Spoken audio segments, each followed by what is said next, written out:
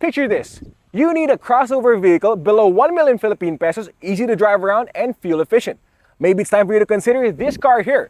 This is the 2023 Kia Stonic. Everybody ready? Let's buckle up for a review. Lights, camera, action.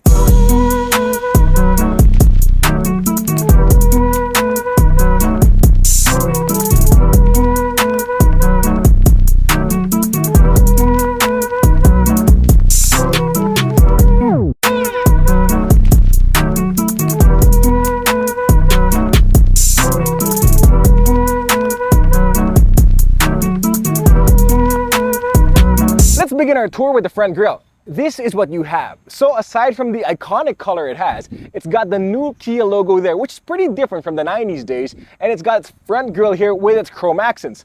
Now initially you would mistaken this to be where your grille slash radiator would be, but it's not. It's still part of the body color and the body design rather. The front grille rather, the mesh grille that everyone's going to be looking for is down here, as well as where the radiator is positioned. Now, fun fact, believe it or not, for this car, yeah, the color and my shirt, getting that to match was purely a coincidence. I picked up the car this morning, didn't expect to be coming in there with a yellow shirt, and didn't expect to be coming in there with a yellow car.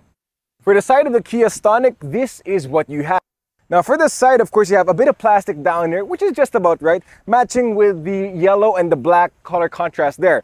For your side mirrors, you have repeaters for your turn signals, and you have chrome handlebars, which go well with the overall design of the car. And one last thing to talk about for this car, it's got 185 millimeters of ground clearance.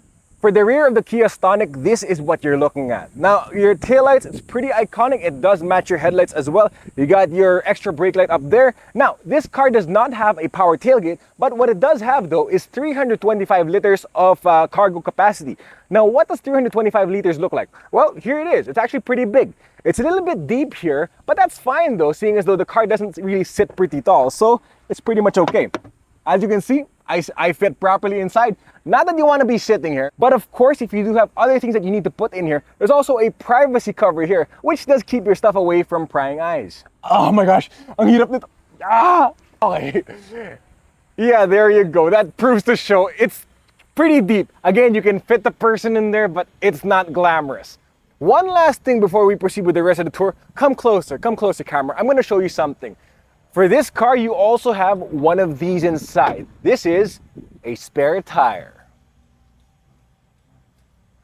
But seriously, guys, don't ever plan to sit in here. That ain't glamorous. Now, one more thing about the rear that I should share with you guys. Now, I noticed this with my previous car, with my other car rather, but I also noticed it in this car. Now, some of my guys are wondering, what are these two little slots here? Now, for those who are curious, believe it or not, this is how you actually access your taillights. If you do need to replace a light bulb, all you gotta do is flip these switches down. There are screwdrivers there, which you can use to unscrew the entire mechanism so that you can open the entire thing and access your rear brake lights. So if you gotta replace, all you gotta do is flip these down and work your magic. For the back of the Kia Stonic, this is what you have. Lots of space. I'm 6 feet tall, believe it or not, and this is my driving position up front, and this is my sitting position at the back. Plenty of legroom for a 6-footer, and aside from legroom, there's also a lot of headroom here, so really, you got plenty of space. Now, granted, you do not have a foldable armrest here, nor cup holders in here as well, but you have space in your left door and your right door. There's provisions for cup holders there. There's also space here in the middle for more cup holders, and of course, if you are looking for space in the middle, or if you're looking for a seat in the middle, it's also provided for because the floor is flat, so meaning the transmission tunnel does not get in the way of our fifth passenger. Now, for the front of the car, this is what you have. Now, for the front of the car, what you do have is a touchscreen here in the middle, which is pretty intuitive and very, very easy to use. And you do have auto climate controls for the entire vehicle. Pretty neat for a car that costs only 990,000 Philippine pesos. You have your 6-speed automatic transmission here. And one of the things that does concern me about this car though is the lack of an armrest. Personally, that's my preference though, especially if you're stuck in traffic. You might want something to lean on here. But as much as it doesn't have that though, the problem is solved though because you have so much space here for other things. You have provisions for your loose items like your wallet, your cards, your keys. You can put them right here. And of course, if you do have drinks, you have provision as well for bottle holders. It's all here as well.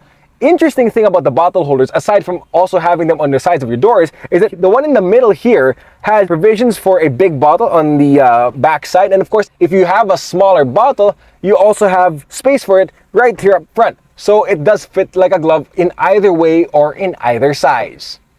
For the driver's cockpit, take a look at this. You got a lot of plastic surfaces here and piano black surfaces. Now it's debatable, some people like it, some people don't, but the upside of having plastic surfaces though is that it does make it easier to clean in the long run. Now of course, if you're gonna make this a daily driver car, another upside you might want to consider is the 120 watts charger it does have here in the middle. And there's also slots for your USBs. It's all there for you. So fast charging is possible.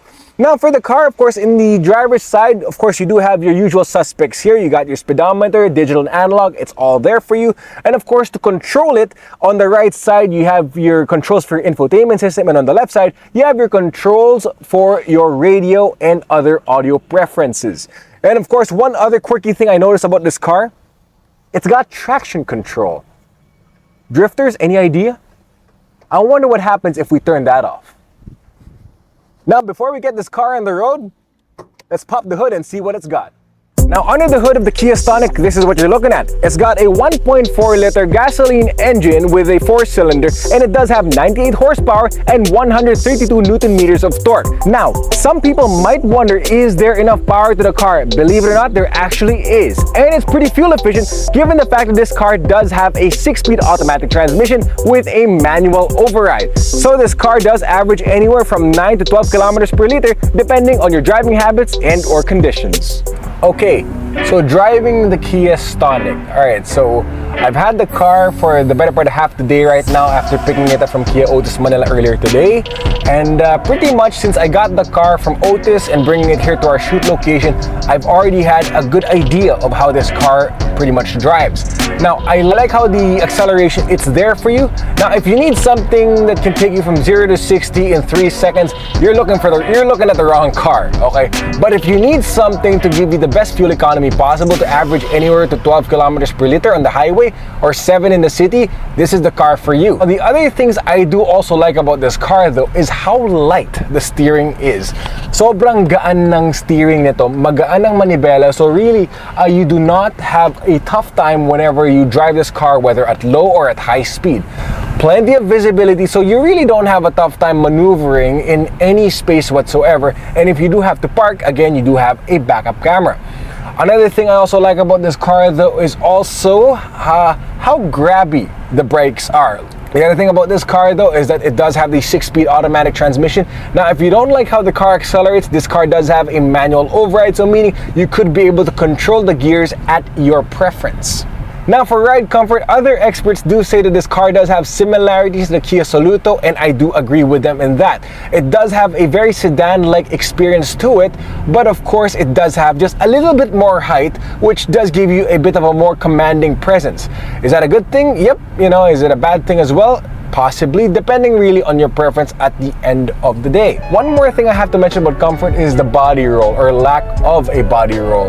For a car at this size, given that it's a crossover vehicle, it does have the same body roll as a sedan, so meaning you don't really feel like you're leaning too much whenever you do go into corners at speed, which is pretty nice. So it does give you that planted feeling. But one thing I find quirky about this car, and I guess this is a thing about Korean cars in general, is that the sound of the horn. The horn, when you hear it, it doesn't sound very commanding. But yeah, if I do buy this car, if I do make this car my personal daily driver, definitely I'm going to be changing the horn to something just a little bit more beefier or more commanding on the road.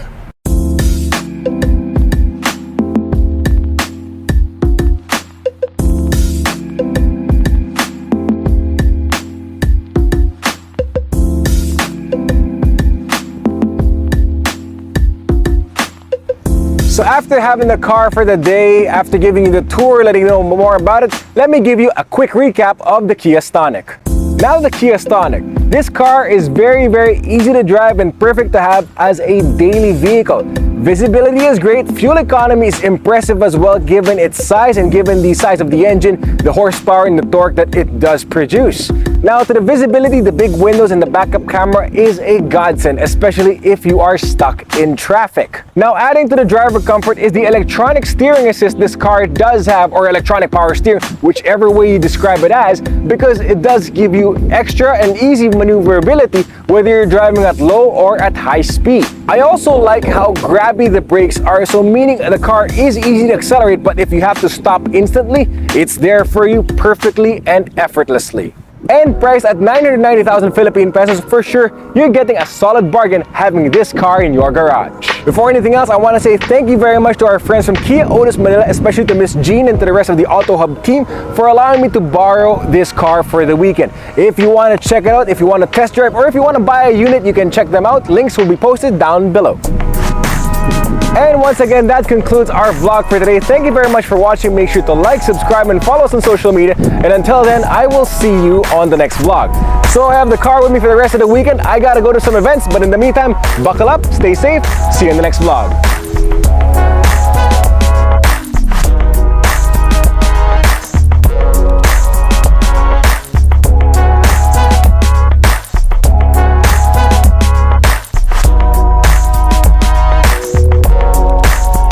Thanks for watching. Please don't forget to like, share, and subscribe.